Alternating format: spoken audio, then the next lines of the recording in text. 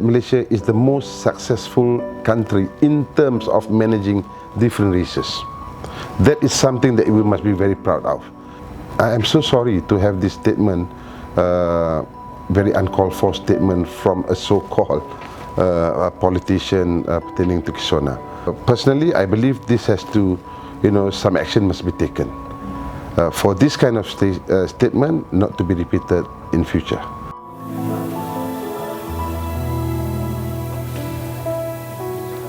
I don't know, somehow in that I'm still a human. I just hope for support.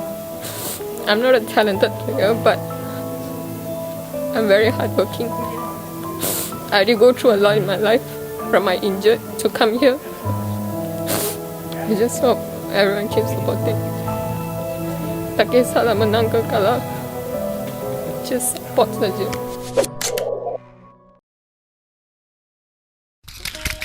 First and foremost, I don't condone and I condemn the statement made by this guy. First and foremost, I think that is something it is not acceptable. We knew very well that being a national athlete, it is not something that would be easy for anyone. Regardless what race you are from, what religion that you believe in, your faith, age, gender.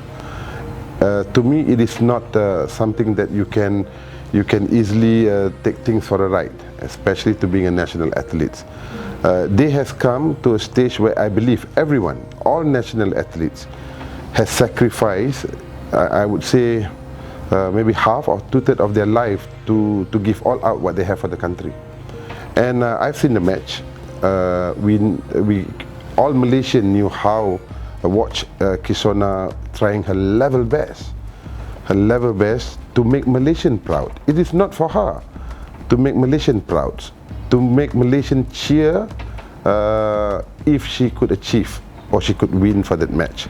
But unfortunately, after all the effort that she has, I think she has given heart out to make us happy and proud. But in any games, you have a winner and the unsucceed one. But look at her at that age. She's there in Finland without her family, giving the best. But it was something that I wouldn't know what to say. I posted in my Facebook. I said this is BIADAP. It's something that we can tolerate. A statement made by that man, and above all, he is a politician. Being a politician, all this statement, it is something that we are not trained. We could not have that kind of thought. It should not be first in your mind to differentiate race, colors. This is something not acceptable in this country. As I always mention, to be what we are today, it has been a people who have sacrificed 50, 60, 70 years ago to make what Malaysia are today. And believe me, I've been throughout the world attending seminars, attending forums when I was a Senate member for 6 years. I'm always be proud to be Malaysian whenever the remarks that I receive from our people, from counterpart from other countries.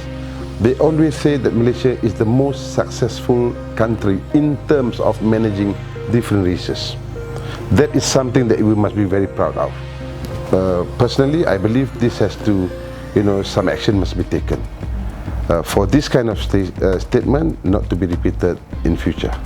And we must also remember this, during pandemic, when we had Tokyo recently, Olympic 2020, we were, all Malaysian, we were down, looking at the numbers of COVID. We were all in a situation where economically not that good, people are losing their jobs. But the one thing that made us proud, we stand together, was only because of sports. We cheer up for Azizul. We have forgotten that we are in a pandemic. We have forgotten that we are, see, goosebump. We have forgotten that we are in a situation of economic crisis. But all of us, 32 Malaysian, we were supporting Azizul for our badminton players. We have forgotten all that problem. We stand together for our national athletes. That's the strength of sports. Sports can bring us together, regardless what is your belief in the political parties, or as I said earlier on, in race, gender, but we are together. So sport is very important. To me, sport is something that can unite not only Malaysian, it can unite the whole world together. So this kind of remarks is not needed here in this country. It is not enough. Sorry.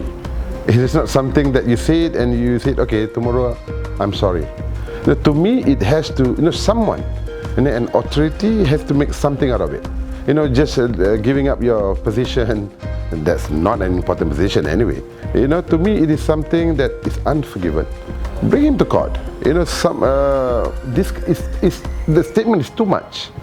I would not want to repeat it, but this too much. You hit people below the belt. I know how she felt. I was there, my dear brother. I was there mainly in all major sports events. I've seen how our Malaysian fought. It is Seremban Cup. They were not for any prize money. It was not for prize money. There is not even a single dollar we paid for the winner.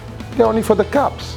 But when she had the Malaysian flag, Malaysian name behind of her, the Malaysian flag in front of her, she fought all out. Can't you think before you make that kind of statement?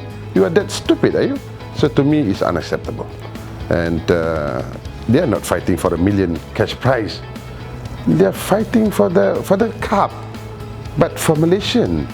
So whoever is watching this, please, you must get into it. You must know their life, their lifestyle of being an athlete. Be there. For those who are involved in politics, you're supposed to be a public figure. And another thing is, you should set a good example. How could people trust in you when you can't set a good example? How could you talk about race, religion, when comes something for the national interest? For me, you are not fit to be there. You're not fit. For other Malaysians, to me, we stop talking all this. If you don't know about sports, if you don't involve in sports, then better don't. Just be there and support. But being a person who involved in sports, as I said, I've been in it for 20, 30 years, and I must salute to all our national athletes who work so hard, sacrifice. If you go for the cost, the value of that medal, in terms you were to convert it into a ringgit, it is not much. But the value of the gold medal is something that they fought for, and to make Malaysian proud. And I think this is something that we must always adore and salute our national athletes who has been there to make us proud.